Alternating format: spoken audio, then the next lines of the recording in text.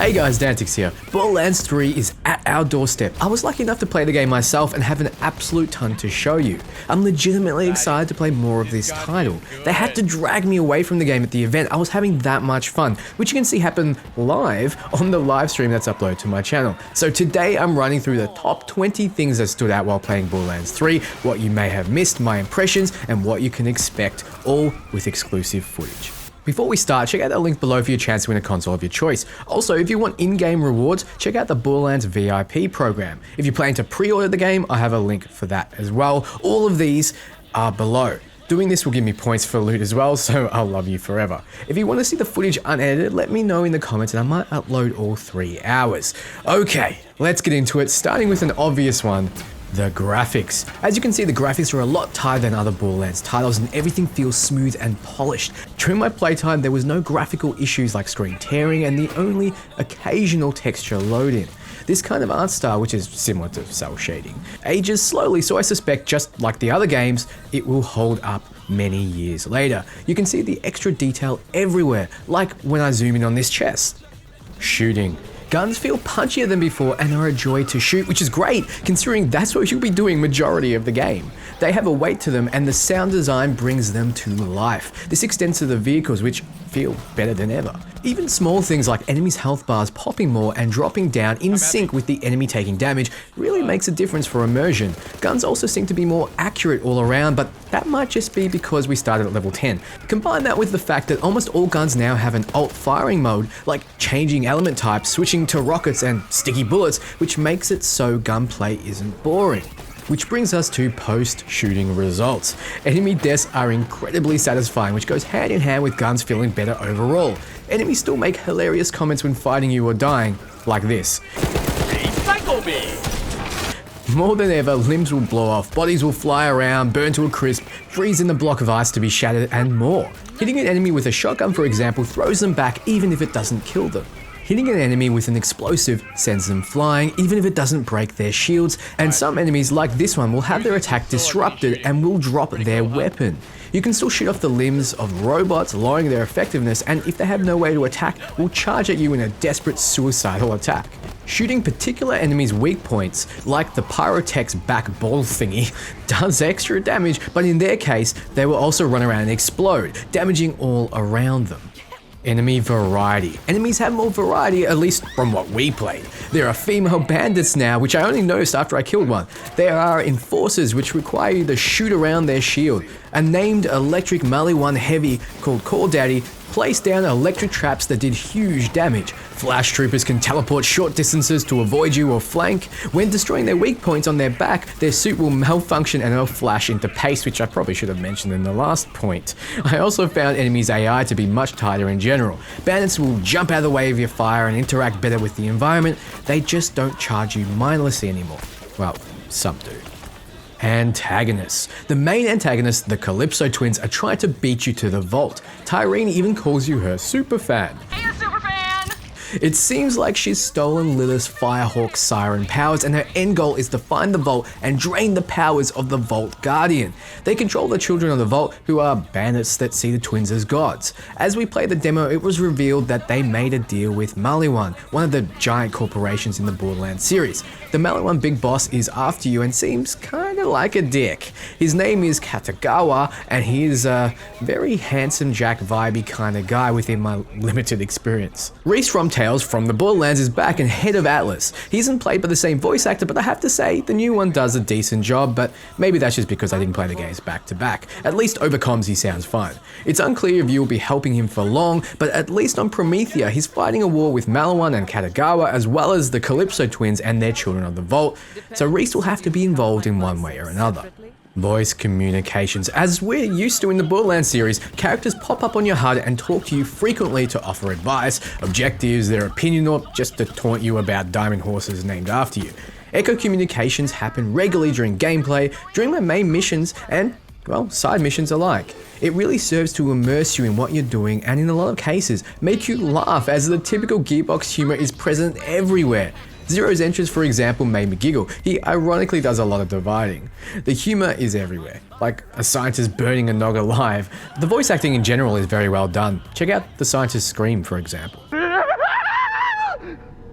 Skills, passives, and augments. Skill trees have received a bit of an upgrade as each skill tree has its own skill and you use them from the start. You can equip a skill and invest points into its passives and mods and, well, augments. As a Mara, you can have one skill equipped and two skills that modify the skill in some way. For example, her Phase Slam is modified to do corrosive damage. Zayd, on the other hand, can sacrifice using grenades in order to equip two active skills.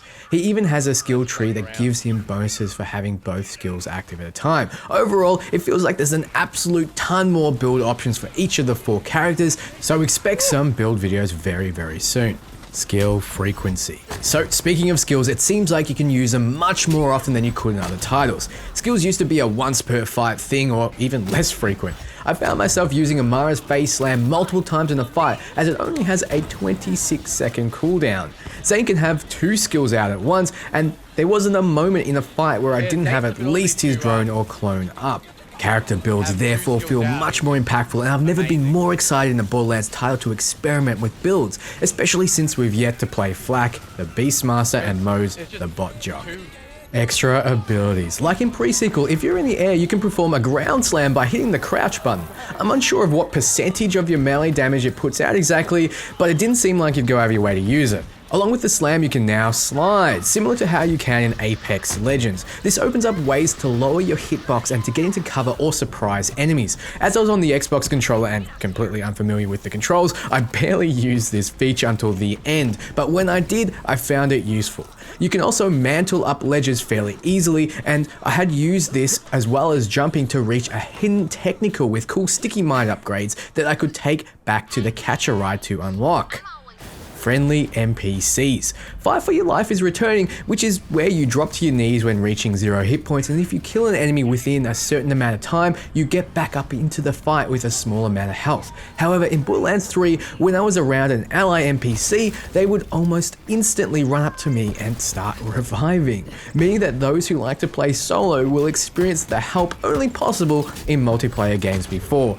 There is no shame in playing alone, and I'm glad there are little things like this to make it easier. Friendlies will actually contribute to fights more, and during my playtime I saw them throw grenades, draw fire from targets, and beat enemies' asses into the ground. It isn't a new feature by any stretch, but during my short time they felt a lot more useful. Universal quests. There are quests that'll have you collecting things from around the universe for big rewards. Claptrap has you searching for Claptrap parts so it can build itself a soulmate. Tannis has you searching around the universe for historical markers giving information on the first Vault Hunter. And the reward for completing it is the first Vault Hunter, Typhon D. Leon's gear. I don't think I pronounced that correctly, but doesn't matter. Then you can search around for hidden, interesting vehicles and take them back to a catcher ride to unlock those parts.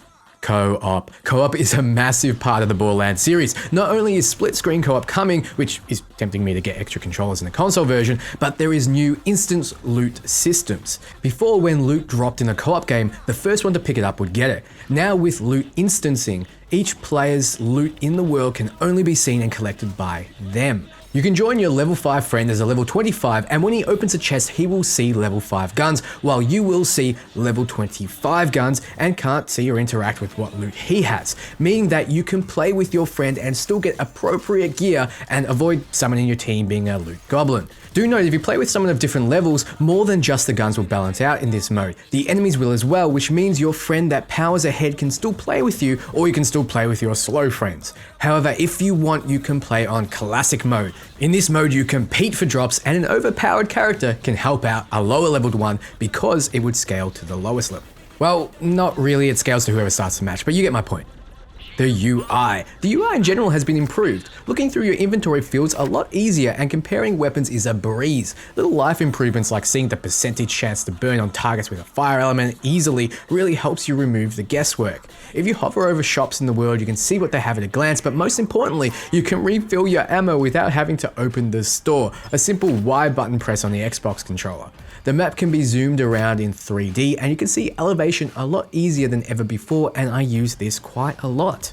Vehicles. Many of you know I'm not a huge fan of vehicles in Borderlands, but vehicles are back and they're much more customizable than before, with modular sections where you're able to slot in parts. You can see your ride's speed and armor at a glance, which changes with the parts you equip. Like mentioned, you can hijack vehicles you find hidden or your enemies are riding by killing the driver. If you take him to any catch a ride, you can unlock the parts that the vehicle was using and able to spawn in a vehicle anywhere with those parts. So there's a kind of collector's element to it. This technical has a sweet sticky mine chucker that's unlocked when driven back. The Cyclone, a fast, lightly armored new vehicle, went from a basic rubber tire to a hover wheel which removed friction, allowing it to strafe but also cut down its speed. We found another that had wheels that could swap between grounded and hover modes. We even found a lightning-based weapon for the technical. Environment variety. One of the problems I had with Borderlands 1 was how empty the world felt at times and how much I had to backtrack through similar environments. Don't get me wrong, I love the wasteland feel of Pandora, but it all got quite bland. In Borderlands 3, we can see a ton of different environments, from the wastelands to the swamps to cityscapes to space and more. The demo we played started us on Promethea, which is nothing like what we're used to in a Borderlands title. Promethea has strange, dangerous creatures, yes, but also sprawling cityscapes, slums and sewers. I went from a swampy area outside the city to the underbelly to walking between the skyscrapers seamlessly, and it was only when I looked through the footage that I noticed it. The area is massive, but that did mean I had to occasionally backtrack. Without a vehicle, you do feel it. However, you can fast travel back to your vehicle or to a hub area. Quest variety. The mini or side quests that I got to try were absolutely fantastic. They didn't feel like a go here and kill this person or fetch this, even though they were. That's because of the humor, writing and narrative that was all extremely well written. Though side quests are filler content at the end of the day, they weren't a chore to undertake in Borderlands 3. I'll give you an example. One quest had me helping out a doctor. I was faced with the choice to intimidate this struggling slum merchant for his goods, helping the doctor out, or paying the amount he wanted. The doctor then asks you to help him give blood to fulfill the last part of the order, and he asks for your help, and you can. Or you can melee his arm off, which is a form of helping, I guess. Well, hey, got the quest done. And he can probably get a sweet robot arm like Reese. One quest had me looking out for coffee to boost the morale of the Atlas troops and their commander. It leads you to a shop with a coffee bot sporting a cool hipster stash. It was very involved and quite entertaining getting through the missions, and after you kill the coffee commander for his eco-friendly self-service coffee cup to give to the bot, the mission is complete. Until you have to fight the coffee commander himself with the newly coffeed up Atlas force at your back. As an Australian from Melbourne, this resonates with me as we have the best coffee in the world, fight me. And it makes sense because the one sending you on a quest is an Australian. One side quest even rewarded me with a legendary grenade mod that turns nogs to your side, so they most definitely don't feel like a waste of time. Environmental advantage. You can use the environment to your advantage more than ever. There are destructible objects in the world that you can use to take out enemies. You can shoot valves off oil pipes and ignite the fuel that lands. You can now push explosive barrels onto targets to explode, or push it into a group and shoot it for a surprise attack. Explosive barrels are as potent as ever, so I expect if you get good at this, you will blow through bandits with ease. You need some level of situational awareness to get the full use though, because when I tried, I was pushing the barrels into pillars, which made it bounce back at me. Cover is also fully destructible in most cases, and you and your enemies will need to keep moving. Guns. Now, how could I leave this so late? Well, you all knew it was coming. There are over 1 billion guns that can be generated in Borderlands 3, and during my limited time, I found a handful that really stood out. The Vladov brand rolls with random underbarrel attachments. This one had 2 underbarrel grenades and you can switch to them with a button press and rip into enemies, and this one had rockets that feel absolutely amazing when you fire them. TDO brand weapons were the standout though, as when you reload, you throw out the gun instead of, well, reloading, and another Digistruct's in your hand. However, the gun that you throw out will either function as a grenade, bouncing towards your target with a ow, ow, ow, or grow legs and run towards your enemies, shooting with a final explosion when close. The more ammo you have left when you throw them out, the more powerful they are. During my livestream, a legendary TDO dropped off the boss, Gigamine, that was a brain with legs when thrown out and did huge corrosive damage. It's fun having a turret army. Also, during my livestream, I found a rifle that had a 100% frost chance, and it absolutely destroyed enemies. They would slow right away and freeze almost instantly, and the effect even worked on vehicles, freezing them in their tracks. You can line up perfect headshots against frozen enemies or shatter them into pieces. Atlas brand guns are going to be a noob aimer's dream, as you first launch out a tracker grenade, and once an enemy or multiple are tracked, your bullets will home in on them. This really does make it good against fast targets like an enemy Cyclone. The Jacob brand's bullets bounce to other targets when you crit, and from my playtime, it seemed like Jacob's is what you go if you want your standard powerful weapons. The snipers hit hard and took multiple opponents out, and my favorite of all the guns I tried, the Jacob single shot shotgun was absolutely lethal. Before I had a problem running low on ammo, but because the shotty was so powerful, it wasn't a problem anymore. Crits were easy and I was almost one-shotting enemies, even the heavies. Which brings me to another point, boss immunities. Bosses and key targets aren't immune to your cool effects like they are in other games. Bosses can still catch fire, for example, unless of course they're immune to the element. For example, fighting a pyrotech with a fire weapon is ill-advised. It's fine though if your fire weapon is a mellow one, as you can just switch to a different element. Your hub. Once you get access to Sanctuary 3, you can do a lot of cool things. You have access to basic storage capabilities, quest givers, universe-wide quest progress, and shops to buy and sell. You can also deck out the ship with trophies from your exploits, hang up guns on the wall of your players' quarters, and customize. There's an area that lets you recover guns that you left behind, which is massive because the game must remember and store them just so you can recover them later. Now you can rest easier if a legendary drops into an area you can't get to. You can also come here to use your golden keys on the golden chest, go to markets to upgrade your storage deck unit and ammo, use the shooting range to test out your new guns, visit Moxie and gamble, use Iridium currency, check out your vehicle collection and more. Finally, from Sanctuary 3 you can fly around to the different planets you'll be exploring throughout your travels to open the vaults. Now I have some final miscellaneous points for 21. You can play the game fully offline if you wish, which really should be a standard for games that can be played single player, but it's uncommon these days. What's cool though is they've made a Twitch extension that lets viewers check the streamer's guns and builds. You also link your Twitch account to your VIP Switch account, and when a streamer opens a red chest, you get loot too. I think this kind of interactivity is amazing, and I hope we get to see more being developed. So what do you think? What are you most excited about? If you like this video, you know what to do. Let me know what else Borderlands you'd like to see, as I'll have exclusive access until its release. If you want to keep up the chat, join my Discord and say hi. Remember to follow my links in the description for more on the VIP program, which can grant you golden keys, skins and more, and you can use my code to get bonus points. The comp is still running, so check it out for a chance to win a console of your choice, and if you decide you're going to pick up the game, follow my link below to grant me some points. I'll be back very soon with more Borderlands 3.